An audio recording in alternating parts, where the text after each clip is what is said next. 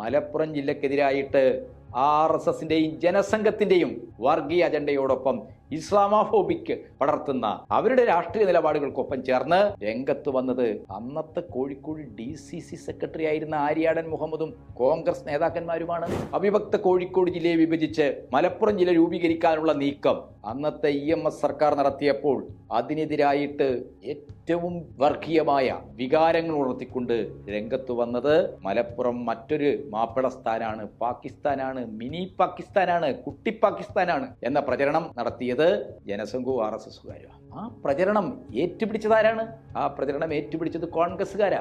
എന്ത് നിലപാടാണ് കോൺഗ്രസ്സുകാര്? മലബാർ കലാപത്തിൽ ബ്രിട്ടീഷ് പട്ടാളം കശാപ്പ് ചെയ്ത മനുഷ്യരുടെ, എല്ലാം നഷ്ടപ്പെടുത്തിക്കളഞ്ഞ മനുഷ്യരുടെ അനാഥത്വത്തെയും അഭയാർത്ഥി ജീവിതത്തെയും എങ്ങനെയാണ് കോൺഗ്രസ്സുകാർ കണ്ടത്? അവരുടെ കൂടെ നിന്നോ? അതൊക്കെ മനസ്സിലാക്കണമെങ്കിൽ മുഹമ്മദ് അത്രിയമാൻ സാഹിബ് എന്ന കോൺഗ്രസ് നേതാവിൻ്റെ ജീവചരിത്രമോ അദ്ദേഹം ആ കാലഘട്ടത്തിൽ എഴുതിയ കോൺഗ്രസ് നിലപാടുകളെ വിമർശിച്ചുകൊണ്ട് എഴുതിയ ലേഖനങ്ങളെങ്കിലും മിനിമം വേണുഗോപാലും സതീശനും ഒക്കെ വായിക്കണം. ഇപ്പോൾ മലബാർ കലാപത്തിന്റെ ചരിത്രം ഒരു പുസ്തകമായി എഴുതിയിട്ടുള്ള ആളാണ് അന്നത്തെ കോൺഗ്രസ് നേതാവായിട്ടുള്ള മാധവൻ നായർ. മലബാർ കലാപം എന്ന് പേരിട്ടിരിക്കുന്ന ആ പുസ്തകം, ആ പുസ്തകമാണ് ഇന്ന് മലബാർ കലാപത്തെ അത് ഹിന്ദുക്കൾക്കെതിരായിട്ടുള്ള വർഗീയ കലാപമായി ചിത്രീകരിക്കാൻ ഈ നാട്ടിലെ ഹിന്ദു ഐക്യവേദിക്കാരും RSസുകാരും ഉപയോഗിക്കുന്നു. CH മുഹമ്മദ് കോയെ സ്പീക്കറാക്കാനുള്ള ആവശ്യം ലീഗ് ഉന്നയിച്ചപ്പോൾ മുസ്ലിം ഐഡന്റിറ്റിയുടെ ഭാഗമായി CH മുഹമ്മദ് കോയ സാഹിബ് തലയിൽ വെക്കുന്ന ടർക്കി തൊപ്പി, ആ തൊപ്പി ഊരണമെന്നാണ് പറഞ്ഞത്. മുസ്ലിം ലീഗിലെ അംഗത്വം രാജിവെക്കണമെന്നാണ് പറഞ്ഞത്. ന്യൂനപക്ഷങ്ങൾ അവരുടെ സംഘടിത ശക്തി ഉപയോഗിച്ച് അനർഹമായത് വാങ്ങിക്കുന്നുണ്ട് എന്നുള്ളത് എന്ന് മാത്രമല്ല, വിദേശ രാജ്യങ്ങളിൽ പോയി പണക്കാരാവുന്നു ന്യൂനപക്ഷങ്ങൾ. മലബാറിലും തിരുവിതാംകൂറിലുമൊക്കെ ഈ ന്യൂനപക്ഷ വിഭാഗങ്ങളുടെ പണക്കാർ സമൂഹത്തിൽ അസമത്വം ഉണ്ടാക്കുന്നു. അതൊക്കെ കേരളത്തിൽ വലിയ പ്രശ്നങ്ങൾ ഉണ്ടാക്കുന്നു എന്ന് ഒരു ഹിന്ദു ഐക്യവേദിക്കാരനെ പോലെ ശശികലമാരുടെ നാക്കുകൊണ്ട് സംസാരിക്കുകയാണെന്ന് ശ്രീമാൻ AK ആന്റണി ചെയ്തത്. എന്നിട്ട് ഈ ചരിത്രത്തെയൊക്കെ മണ്ണിട്ട് മൂടിയിട്ട് അതിന് മുകളിൽ നിന്നിട്ട് വേണുഗോപാലും സതീശനും പറയുക മലപ്പുറം ജില്ലക്കെതിരാണ്. നിലമ്പൂരിലെ ഉപതെരഞ്ഞെടുപ്പിൻ്റെ പശ്ചാത്തലത്തിൽ UDF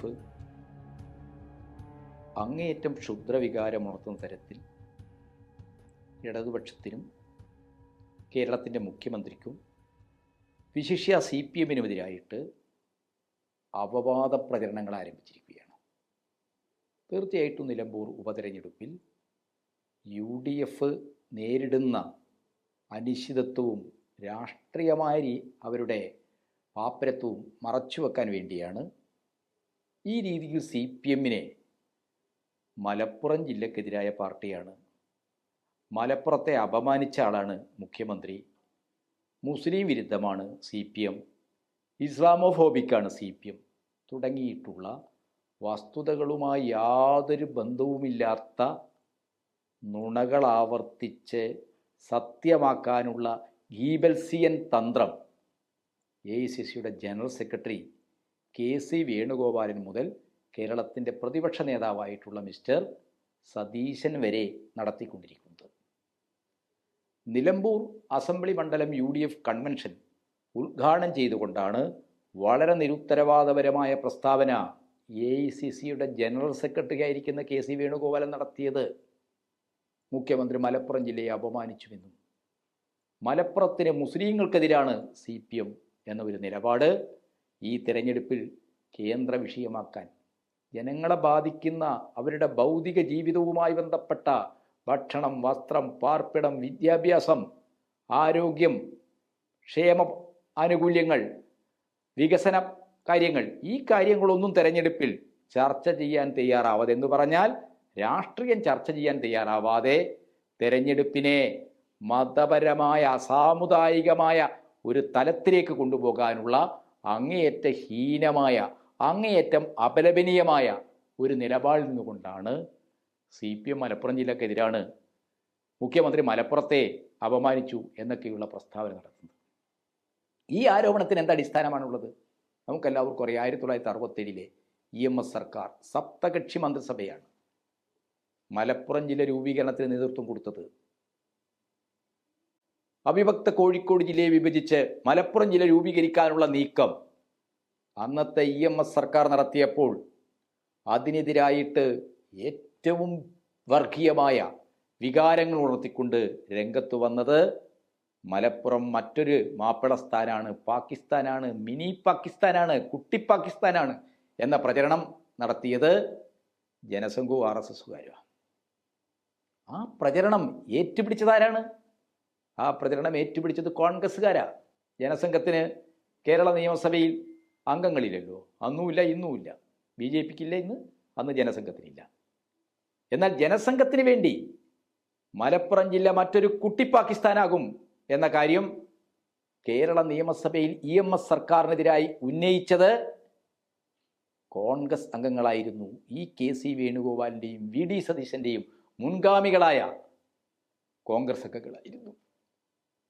മലബാർ ആകെ അങ്ങേയറ്റം വർഗീയ ധ്രുവീകരണം ഉണ്ടാക്കാൻ കഴിയുന്ന രീതിയിൽ മലപ്പുറം ജില്ലക്കെതിരായിട്ട് RSSൻ്റെയും ജനസംഘത്തിൻ്റെയും വർഗീയ അജണ്ടയോടൊപ്പം ഇസ്ലാമോഫോബിക് പടർത്തുന്ന അവരുടെ രാഷ്ട്രീയ നിലപാടുകൾക്കൊപ്പം ചേർന്ന് രംഗത്ത് വന്നത് അന്നത്തെ കോഴിക്കോട് DCC സെക്രട്ടറി ആയിരുന്ന ആര്യാടൻ മുഹമ്മദും കോൺഗ്രസ് നേതാക്കന്മാരുമാണ്. മലപ്പുറം ജില്ല മറ്റൊരു കുട്ടി പാകിസ്ഥാനാണെന്ന് ഭൂരിപക്ഷ ഹിന്ദു വർഗീയതയുടെ കൂടെ നിന്നുകൊണ്ട് പറയാൻ ഒരു മടിയും അന്നത്തെ കോൺഗ്രസ് പാർട്ടിക്കുണ്ടായിരുന്നില്ല. കോൺഗ്രസ് ഒരു മതനിരപേക്ഷ പാർട്ടിയാണെന്നല്ല പറയുന്നത്. നെഹ്റുവിൻ്റെ പാർട്ടിയല്ലേ കോൺഗ്രസ്? ഹിന്ദു മുസ്ലിം മൈത്രിക്ക് വേണ്ടി നിലകൊണ്ട ഗാന്ധിജിയുടെ പാർട്ടിയല്ലേ കോൺഗ്രസ്? ആ കോൺഗ്രസ് ഇവിടെ ജനസംഘത്തിൻ്റെയും RSSൻ്റെയും മുദ്രാവാക്യം മലപ്പുറം ജില്ല രൂപീകരണം കുട്ടി പാകിസ്ഥാനെ, മിനി പാകിസ്ഥാനെ സൃഷ്ടിക്കലാണ് എന്ന വാദം ഏറ്റെടുത്തില്ലേ? ഇന്നു മാത്രമല്ലല്ലോ, മലപ്പുറം ജില്ലാ രൂപീകരണവും അതുപോലെ തന്നെ അങ്ങാടിപ്പുറത്തെ ഒരു വിഗ്രഹ പ്രശ്നമൊക്കെ ഉയർത്തിക്കൊണ്ട് വലിയ രീതിയിൽ കമ്മ്യൂണിസ്റ്റ് പാർട്ടിക്കും മുസ്ലിം ജനസമൂഹത്തിനുമെതിരായിട്ട് ഭൂരിപക്ഷ മതവിശ്വാസികളുടെ വികാരം തിരിച്ചുവിടാനുള്ള വളരെ ആസൂത്രിതമായ വർഗീയ കലാപമുണ്ടാക്കാനുള്ള വളരെ ആസൂത്രിതമായ നീക്കം നടത്തിയതിന് പിറകിലും അന്ന് കേളപ്പന് പിറകിൽ ഉണ്ടായിരുന്നത് ആരാണ്? ഇവിടുത്തെ കോൺഗ്രസ്സുകാരാണ്. ആ കാര്യമൊക്കെ ചരിത്രത്തിൻ്റെ ഭാഗമാണ്.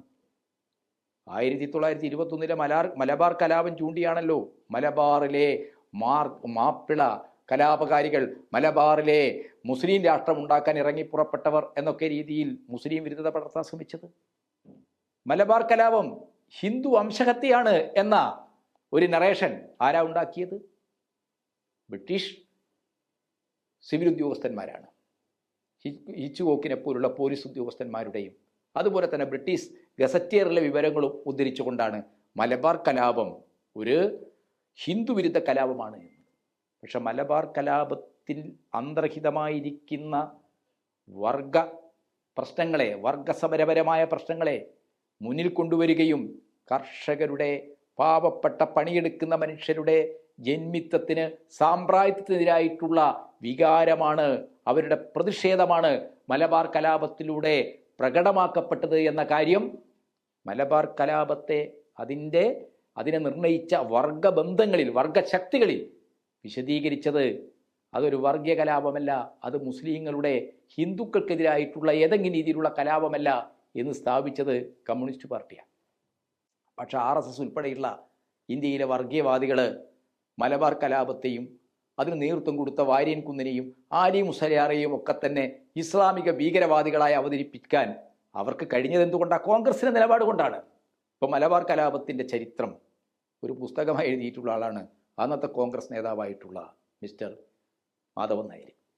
മലബാർ കലാപം എന്ന് പേരിട്ടിരിക്കുന്ന ആ പുസ്തകം, ആ പുസ്തകമാണ് ഇന്ന് മലബാർ കലാപത്തെ ഒരു മുസ്ലിം കലാപമായി, അത് ഹിന്ദുക്കൾക്കെതിരായിട്ടുള്ള വർഗീയ കലാപമായി ചിത്രീകരിക്കാൻ ഈ നാട്ടിലെ ഹിന്ദു ഐക്യവേദിക്കാരും RSS ഉപയോഗിക്കുന്നത്. നമുക്കെല്ലാവർക്കും ചാനൽ ചർച്ചയിൽ മാധവൻ നായരുടെ പുസ്തകത്തിൽ ഇങ്ങനെ പറയുന്നു എന്നാണ് പറയുന്നത്. ആരാ മാധവൻ നായർ? കോൺഗ്രസ് ആണ്.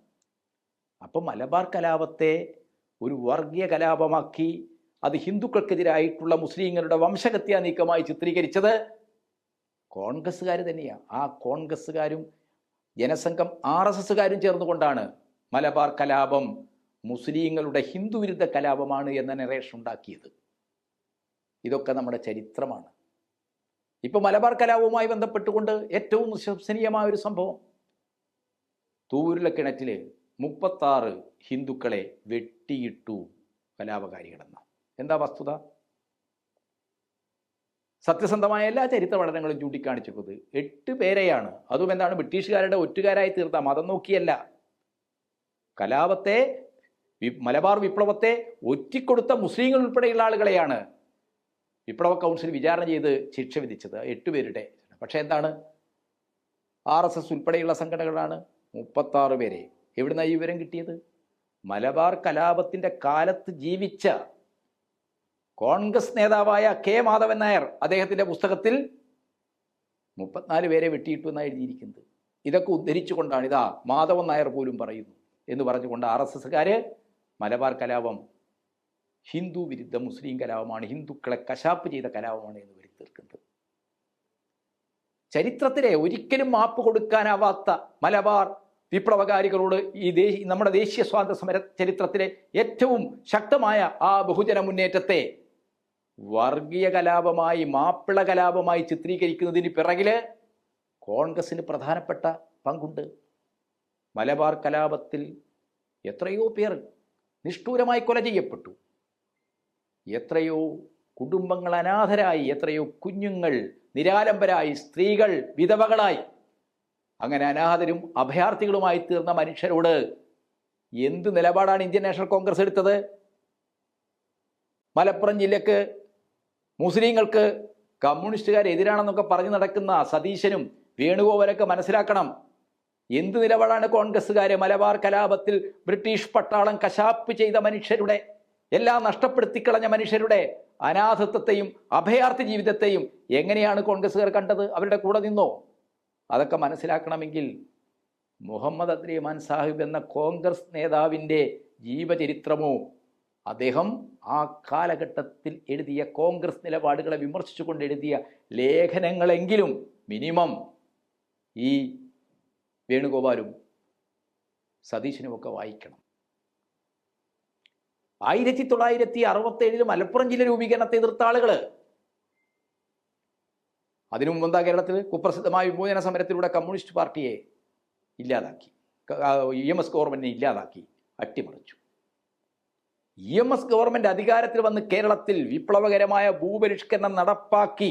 അതിൻ്റെ ഭാഗമായിട്ടാണ് മലബാറിലെ, പ്രത്യേകിച്ച് ഇന്നത്തെ മലപ്പുറം ജില്ലയിലെ ഏറനാളെയും വള്ളുവനാട്ടിലെയും പാവപ്പെട്ട മാപ്പിള കുടിയാന്മാർക്ക്, കൃഷിക്കാർക്ക് ഭൂമി കിട്ടിയത്.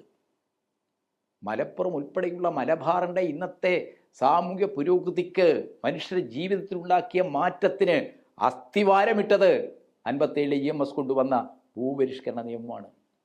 1921 മലബാർ കലാപം ഒരർത്ഥത്തിൽ പണിയെടുത്ത് ജീവിക്കുന്ന ഭൂമിക്ക് വേണ്ടിയുള്ള അവകാശ സമരമായിരുന്നു. പണിയെടുക്കുന്ന മനുഷ്യരെ ഭൂമിയിൽ എല്ലാ അർത്ഥത്തിലും അന്യരാക്കി ബ്രിട്ടീഷ് ഗവൺമെൻറ്റും ജന്മിമാരും കൊള്ളയടിക്കുന്നതിനായിട്ടുള്ള സമരമായിരുന്നു മലബാർ കലാപം. ആ മലബാർ കലാപത്തിൻ്റെ വിപ്ലവാത്മകമായ കാർഷിക മുദ്രാവാക്യത്തെ ഈ കേരളത്തിൻ്റെ മണ്ണിൽ സഫലീകരിച്ചത് 57 അധികാരത്തിൽ വന്ന സഖാവ് EMSൻ്റെ ഗവൺമെൻറ്റാണ്. മലബാറിലെ പാവപ്പെട്ട മനുഷ്യരുടെ ജീവിതത്തിൽ ഇന്ന് നമ്മൾ കാണുന്ന പുരോഗതിക്ക് അസ്ഥിവാരമിട്ടത് കമ്മ്യൂണിസ്റ്റ് പാർട്ടിയാണ്. 70കളിൽ ഗൾഫ് കുടിയേറ്റമടക്കം മലബാറിൽ നിന്ന് ദ്രുതഗതിയിൽ നടക്കാൻ കാരണം വിസയൊക്കെ എടുക്കാൻ ഭൂപരിഷ്കരണം വഴി ലഭിച്ച ഭൂമി ബാങ്കുകളിൽ പണയപ്പെടുത്താനും വായ്പയെടുക്കാനും അങ്ങനെ വിസക്ക് പണം കൊടുക്കാനൊക്കെ കഴിയുന്ന ഒരു ഭൗതിക സാഹചര്യം കമ്മ്യൂണിസ്റ്റ് പാർട്ടിയുടെ EMSൻ്റെ ഗവൺമെൻറ്റിൻ്റെ മുൻകൈയിൽ സൃഷ്ടിക്കപ്പെട്ടത് കൊണ്ടാണ്. 1960 EMSനെ അട്ടിമറിച്ചതിന് ശേഷം തെരഞ്ഞെടുപ്പ് നടന്നു. തെരഞ്ഞെടുപ്പ് നടന്നതിന് ശേഷം നമുക്ക് എല്ലാവർക്കും അറിയാമല്ലോ, അന്നത്തെ ദേശീയ കോൺഗ്രസ് നേതൃത്വം മുസ്ലിം ലീഗിനോട് എടുത്ത നിലപാടെന്താണ്? ഒന്നിച്ചു മത്സരിച്ചിട്ടും മുസ്ലിം ലീഗിനെ ഒരു വർഗീയ പാർട്ടിയായിട്ട് മാത്രമാണ് കണ്ടത്. അന്ന് CH മുഹമ്മദ് കോയെ സ്പീക്കറാക്കാനുള്ള ആവശ്യം ലീഗ് ഉന്നയിച്ചപ്പോൾ മുസ്ലിം ഐഡന്റിറ്റിയുടെ ഭാഗമായി CH മുഹമ്മദ് കോയ സാഹിബ് തലയിൽ വെക്കുന്ന ടർക്കി തൊപ്പി, ആ തൊപ്പി ഊരണമെന്നാണ് പറഞ്ഞത്. മുസ്ലിം ലീഗിലെ അംഗത്വം രാജിവെക്കണമെന്നാണ് പറഞ്ഞത്. മുസ്ലിം ലീഗിലെ അംഗത്വം രാജിവെച്ച് മാത്രമേ അന്നത്തെ കോൺഗ്രസ്, ഇന്നത്തെ UDFൻ്റെ പ്രാങ് രൂപമാണ് അന്നത്തെ മുന്നണി, ആ കോൺഗ്രസ് പാർട്ടി മുസ്ലിം ലീഗിന് അധികാരം കൊടുത്തിട്ടുള്ളൂ. കോൺഗ്രസിൻ്റെ അങ്ങേയറ്റം മുസ്ലിം വിരുദ്ധമായ നിലപാടിൽ പ്രതിഷേധിച്ചുകൊണ്ട് രാജിവെച്ച ആളാണ് CH മുഹമ്മദ് കോയ. ആ CH മുഹമ്മദ് കോയ ഉൾപ്പെടെയുള്ള നേതാക്കളാണ് പിന്നീട് 67-ൽ കമ്മ്യൂണിസ്റ്റ് പാർട്ടിയുടെ ഭാഗമായി മത്സരിച്ച് ജയിച്ച് കേരളത്തിൽ സപ്തകക്ഷി ഗവൺമെൻറ് ഉണ്ടാക്കി. ആ ഗവൺമെൻറ്റാണ് ഇന്നത്തെ മലപ്പുറം ജില്ലയുണ്ടാക്കിയത്. എന്നിട്ട് ഈ ചരിത്രത്തെയൊക്കെ മണ്ണിട്ട് മൂടിയിട്ട് അതിന് മുകളിൽ നിന്നിട്ട് എന്താണ് മിസ്റ്റർ വേണുഗോപാലും സതീശനും പറയുക മലപ്പുറം ജില്ലക്കെതിരാണ്. എന്താണ് മലപ്പുറം ജില്ലയുടെ പ്രശ്നം? ഇപ്പോൾ മലപ്പുറം ജില്ലയുടെ ഇന്നത്തെ സർവ്വ സാമൂഹ്യ പുരോഗതിക്കും കാരണം കമ്മ്യൂണിസ്റ്റ് ഇടതുപക്ഷ ഇടപെടലാണെന്ന കാര്യത്തിൽ ഒരു സംശയവുമില്ല. മുസ്ലിം ലീഗിന് പോലും ഒരു രാഷ്ട്രീയ കക്ഷി എന്ന നിലക്ക് അതിൻ്റെ അസ്തിത്വം നിലനിർത്താൻ കഴിഞ്ഞത് 1967-ൽ കമ്മ്യൂണിസ്റ്റ് പാർട്ടിയുടെ ഭാഗമായി നിന്നതോടുകൂടിയാണ്.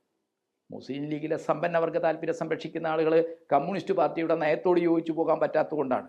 പ്രത്യേകിച്ച് മിച്ചഭൂമി, കുടിയാന്മാർക്ക് ഭൂമി കൊടുക്കേണ്ട പ്രശ്നം, ഇങ്ങനെയുള്ള വിഷയങ്ങളിലുള്ള ആ അന്നത്തെ സമഗ്രമായ ഭൂപരിഷ്കരണ നിയമത്തോടുള്ള അവർക്കുള്ള പ്രതിഷേധം കൊണ്ടാണ് അവർ മുന്നണി വിട്ടുപോയത്. തങ്ങളുടെ വർഗ താല്പര്യം സംരക്ഷിക്കാൻ കോൺഗ്രസിന്റെ കൂടെ ചേർന്നത് അത് മറ്റൊരു വിഷയമാണ്. പക്ഷെ മുസ്ലിം ലീഗ് ഒരു രാഷ്ട്രീയ പാർട്ടി എന്ന നിലക്ക് അതിൻ്റെ അസ്തിത്വം നിലനിർത്താൻ പോലും 1967-ലെ EMS സർക്കാരിൻ്റെ ഇടപെടലാണ് കാരണമായത്. മലപ്പുറത്തെ പാവപ്പെട്ട ഏറനാട്ടിലെയും വള്ളുവനാട്ടിലെയും ഒക്കെ തന്നെ പാവപ്പെട്ട മനുഷ്യരുടെ ആത്മാഭിമാനത്തെയും സാമൂഹ്യ പുരോഗതിയെയും മുന്നോട്ട് കൊണ്ടുപോയത്, അതിനെ നിലനിർത്താൻ കഴിഞ്ഞത് കമ്മ്യൂണിസ്റ്റ് പാർട്ടിയുടെ ഇടപെടലിൻ്റെ ഭാഗമായിട്ടാണ്.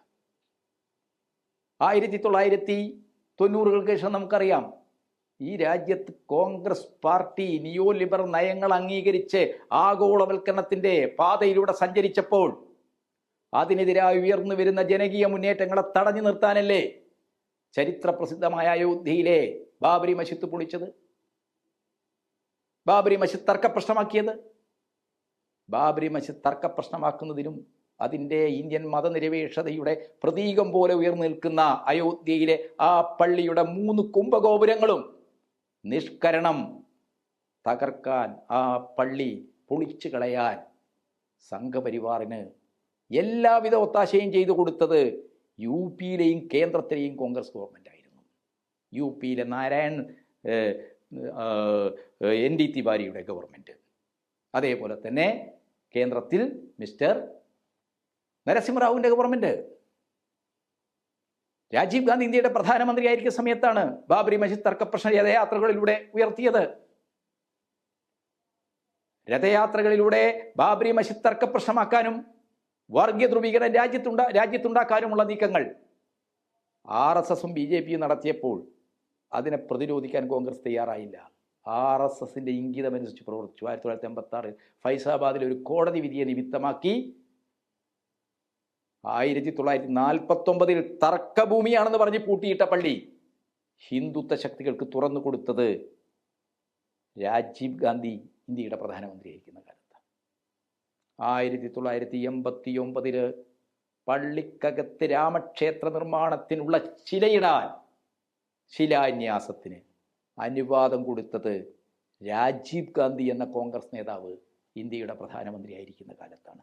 1949-ൽ പള്ളിക്കകത്ത് അതിക്രമിച്ച് കടത്തിക്കൊണ്ടുവച്ച രാമൻ്റെയും സീതയുടെയും വിഗ്രഹങ്ങൾ എടുത്ത് സരയൂ നദിയുടെ ഒഴുക്കിലേക്ക് എറിഞ്ഞു കളയണമെന്ന് പറഞ്ഞ മഹാനായ നെഹ്റുവിൻ്റെ പേരക്കുട്ടി, ഇന്നത്തെ കോൺഗ്രസ് നേതാവ് രാഹുൽ ഗാന്ധിയുടെ സ്വന്തം പിതാവ്, അദ്ദേഹം ഇന്ത്യയുടെ പ്രധാനമന്ത്രിയായിരിക്കുന്ന സമയത്താണ് ബാബരി മസ്ജിദ് നിലനിൽക്കുന്ന സ്ഥലത്ത് രാമക്ഷേത്രത്തിന് ശിലാന്യാസം നടത്താൻ അനുവാദം കൊടുത്തത്. അതിൻ്റെ തുടർച്ചയിലാണ് 92 ഡിസംബർ 6 പള്ളി പൊളിച്ചത്. രാജ്യത്തിൻ്റെ എല്ലാ രാഷ്ട്രീയ കക്ഷികളുടെയും ബോഡിയായിരിക്കുന്ന ദേശീയ വികസന സമിതി, രാജ്യത്തിൻ്റെ പാർലമെൻറ്റ്, രാജ്യത്തിൻ്റെ പരമോന്നത കോടതി അന്നത്തെ നരസിംഹറാവു സർക്കാരിനോട് പറഞ്ഞു UP ഭരിക്കുന്നത് BJPക്കാരനായ കല്യാൺ സിംഗ്, അദ്ദേഹത്തെ വിശ്വസിക്കാൻ പറ്റില്ല, അതുകൊണ്ട് കേന്ദ്രം ആവശ്യമായ സുരക്ഷാ നടപടികളെടുത്ത് ബാബരി മസ്ജിദിന് പോറലേൽപ്പിക്കരുത്, അങ്ങോട്ടേക്ക് വരുന്ന കർസേവകരെ ഫൈസാബാദിലേക്ക് കടത്തരുത് എന്നാണ് പറഞ്ഞത്. പക്ഷേ എന്താ കോൺഗ്രസ് ഗവൺമെൻറ് ചെയ്തത്? എല്ലാ സൗകര്യങ്ങളും ചെയ്തു കൊടുത്തു. കർസേവകർക്ക് യാതൊരുവിധ പകർച്ചവ്യാധിയും പിടിപെടാതിരിക്കാനുള്ള മുൻകരുതലുകൾ എടുത്തു. എന്നിട്ടാണ് പള്ളി പൊളിക്കാൻ ലാൽകൃഷ്ണ അദ്വാനിക്കും സ്വാമിനി ഋതാംബരക്കും ഉമാഭാരതിക്കും മുരളീ മനോഹർ ജോഷിക്കുമൊക്കെ അയോധ്യ നഗരം ഒരുക്കിക്കൊടുത്തത്, അയോധ്യ നഗരത്തിലേക്ക് പള്ളി പൊളിക്കാൻ വരുന്ന കർസേവകർക്ക് രക്തകമ്പളം വിരിച്ചു കൊടുത്തത് നരസിംഹറാവുവിൻ്റെ സർക്കാരാണ്. ഇത് ചരിത്രമാണ്. രാജ്യത്ത് വർഗീയ കലാപങ്ങൾ, വർഗീയ ധ്രുവീകരണം അതിനെ തുടർന്നുണ്ടായല്ലോ. ലിബർഹാൻ കമ്മീഷൻ ബാബരി മസ്ജിദ് തകർത്തത് അന്വേഷിച്ച ജസ്റ്റിസ് ലിബർഹാൻ അദ്ദേഹത്തിന്റെ റിപ്പോർട്ടിൽ പറഞ്ഞത് ബാബരി മസ്ജിദിനെ തകർച്ച രാജ്യത്ത് മൈത്രിയിൽ സമാധാനത്തിൽ കഴിയുന്ന ജനസമൂഹങ്ങളെ സാമുദായിക ധ്രുവീകരണത്തിൻ്റെയും സംഘർഷത്തിൻ്റെയും തീരഭൂമികളിലേക്ക് തള്ളിവിട്ടു എന്നാണ്. അതിൻ്റെയൊക്കെ തുടർച്ചയിലാണ് കേരളം ഉൾപ്പെടെയുള്ള സംസ്ഥാനങ്ങളിൽ വർഗീയമായ ധ്രുവീകരണവും സംഘർഷങ്ങളും ഉണ്ടായത്. കോൺഗ്രസ് ഭരിക്കുന്ന സമയത്ത് മാറാട് സംഭവമുണ്ടായത്, അതിൻ്റെ തുടർച്ചയിൽ മാറാട് കൂട്ടക്കൊലയുണ്ടായത്. ആ ഒരു സാഹചര്യത്തിൽ കേരളം ഭരിച്ചത് ആന്റണിയായിരുന്നു. മാറാട്ട മുസ്ലിങ്ങളെ ഒന്നടങ്കം RSS അവരുടെ അജണ്ടയനുസരിച്ച് അവിടെ നിന്ന് അടിച്ചോടിച്ചപ്പോൾ അന്നത്തെ ആന്റണി സർക്കാർ RSSകാർക്ക് ഫേവറായ അനുകൂലമായ നിലപാടാണ് സ്വീകരിച്ചത്. അതിനെയൊക്കെ ശക്തമായി ഈ രാജ്യത്തെ മതനിരപേക്ഷ ശക്തികൾ, പ്രത്യേകിച്ച് സംസ്കാരത്തിൻ്റെയും കലാസാഹിത്യത്തിൻ്റെയും ഒക്കെ രംഗത്ത് പ്രവർത്തിക്കുന്ന ഇടതുപക്ഷ ബുദ്ധിജീവികളൊക്കെ രംഗത്ത് വന്ന് പ്രതിരോധിച്ചു. അത്തരമൊരു സന്ദർഭത്തിലാണല്ലോ അന്നത്തെ കേരളത്തിൻ്റെ മുഖ്യമന്ത്രിയായ മിസ്റ്റർ ആന്റണി സിംല AICC സമ്മേളനം കഴിഞ്ഞ് തിരുവനന്തപുരം എയർപോർട്ടിൽ വിമാനമിറങ്ങുന്നത് 2003. എന്താ പറഞ്ഞത് ആന്റണി? ന്യൂനപക്ഷങ്ങൾ അവരുടെ സംഘടിത ശക്തി കൊണ്ട് വലിയ സമ്മർദ്ദം ചുരുത്തി അനർഹമായത് പലതും വാങ്ങിക്കുന്നു എന്നാ പറഞ്ഞത്. കേരളത്തിൻ്റെ ചരിത്രത്തിൽ ന്യൂനപക്ഷ സമുദായത്തെ അതിൻ്റെ സംഘടിത ശക്തി കൊണ്ട് സമ്മർദ്ദം ചെലുത്തി അനർഹമായത് വാങ്ങിക്കുന്നു എന്ന് മറ്റേതെങ്കിലും രാഷ്ട്രീയ പാർട്ടിയുടെ നേതാക്കൾ അപലപിച്ചിട്ടുണ്ടോ, ആക്ഷേപിച്ചിട്ടുണ്ടോ? ഏതെങ്കിലും ഭരണാധികാരി അങ്ങനെ പറഞ്ഞിട്ടുണ്ടോ? ഒരേ ഒരു ഭരണാധികാരി, കോൺഗ്രസിന്റെ മുഖ്യമന്ത്രി ശ്രീമാൻ AK ആന്റണി മാത്രമാണ് ന്യൂനപക്ഷങ്ങൾ അവരുടെ സംഘടിത ശക്തി കൊണ്ട് അനർഹമായത് സമ്മർദ്ദത്തിലൂടെ വാങ്ങിക്കുന്നു എന്ന് പറഞ്ഞത്. എന്താ ആന്റണി പറഞ്ഞത്? RSSകാർക്ക് പോലും പറയാൻ മടിയുണ്ടാവുന്ന ഭാഷയിൽ പറഞ്ഞത്. അതിനൊന്നും വഴങ്ങില്ല, ഇതൊരു യാഥാർത്ഥ്യമാണ്. ന്യൂനപക്ഷങ്ങൾ അവരുടെ സംഘടിത ശക്തി ഉപയോഗിച്ച് അനർഹമായത് വാങ്ങിക്കുന്നുണ്ട് എന്നുള്ളത്. എന്ന് മാത്രമല്ല, വിദേശ രാജ്യങ്ങളിൽ പോയി പണക്കാരാവുന്നു ന്യൂനപക്ഷങ്ങൾ. മലബാറിലും തിരുവിതാംകൂറിലുമൊക്കെ ഈ ന്യൂനപക്ഷ വിഭാഗങ്ങളുടെ പണക്കാർ സമൂഹത്തിൽ അസമത്വം ഉണ്ടാക്കുന്നു. അതൊക്കെ കേരളത്തിൽ വലിയ പ്രശ്നങ്ങൾ ഉണ്ടാക്കുന്നു എന്ന് ഒരു ഹിന്ദു ഐക്യവേദിക്കാരനെ പോലെ ശശികലമാരുടെ നാക്കുകൊണ്ട് സംസാരിക്കുകയാണെന്ന് ശ്രീമാൻ AK ആന്റണി ചെയ്തത്. അപ്പോൾ കേരളത്തിലെ ന്യൂനപക്ഷങ്ങളെ, മുസ്ലിങ്ങളെ, ക്രിസ്ത്യാനികളെ ഏറ്റവും നിന്ദ്യമായ ഭാഷയിൽ ആക്ഷേപിച്ചത്, ഭരണഘടനാപരമായ ന്യൂനപക്ഷ അവകാശങ്ങളെ അനർഹമായ അവകാശങ്ങളായി RSSകാരെ പോലെ തന്നെ വിശേഷിപ്പിച്ചത് AK ആന്റണി എന്ന മിസ്റ്റർ വേണുഗോപാലിൻ്റെയും VD സതീശൻ്റെയും ഒക്കെ നേതാവായിട്ടുള്ള കോൺഗ്രസ് നേതാവാണ്. AK ആന്റണി മുഖ്യമന്ത്രി ആയിരിക്കുമ്പോഴാണ് കേരളത്തിൽ അങ്ങനെ ഒക്കെ ഉണ്ടായത്.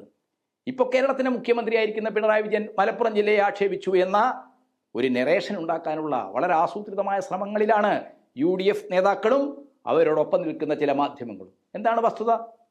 മലപ്പുറം ജില്ലയിലാണ് കരിപ്പൂർ എയർപോർട്ട്, കോഴിക്കോട് എയർപോർട്ട്. ആ എയർപോർട്ട് വഴി വലിയ രീതിയിൽ സ്വർണ്ണക്കള്ളക്കടത്ത് നടക്കുന്നു. നിയമാനുസൃതമായ ഔദ്യോഗികമായ കള്ളക്കടത്ത് പിടിക്കാനും തടയാനുമുള്ള ഏജൻസി അതാണ് കേന്ദ്ര സർക്കാരിൻ്റെ നിയന്ത്രണത്തിലുള്ള കസ്റ്റംസ്. കസ്റ്റംസുമായി ചേർന്ന് കസ്റ്റംസുമായി ഒത്താശ നടത്തിയാണ് കള്ളക്കടത്ത് സംഘങ്ങൾ പ്രവർത്തിക്കുന്നത്. അതുകൊണ്ട് കള്ളക്കടത്ത് സാധനങ്ങൾ എയർപോർട്ടിന് പുറത്തു വരുമ്പോൾ എന്താണ്? പൊട്ടിക്കൽ സംഘങ്ങൾ പരസ്പരം ഏറ്റുമുട്ടുന്നു, വലിയ അപകടങ്ങൾ ഉണ്ടാകുന്നു, ലോ ആൻഡ് ഓർഡർ പ്രശ്നമാകുന്നു. ഈ ഒരു പശ്ചാത്തലത്തിലാണ് സ്റ്റേറ്റ് പോലീസ്, സംസ്ഥാന പോലീസ് അതിലിടപെടുന്നത്. അതിൻ്റെ ഭാഗമായിട്ട് എത്രയോ കള്ളക്കടത്ത് സംഘങ്ങളെ പിടിച്ചു. അത് നിയമാനുസൃതമായി സംസ്ഥാന സർക്കാരിനുള്ള അധികാരമാണ്. അനധികൃതമായി വസ്തുക്കളോ അതുപോലെ തന്നെ പണമോ ഒക്കെ കൈവശം വെക്കുന്നുണ്ടെങ്കിൽ, അത് കടത്തുന്നുണ്ടെങ്കിൽ സംസ്ഥാന പോലീസിന് പിടിക്കാം.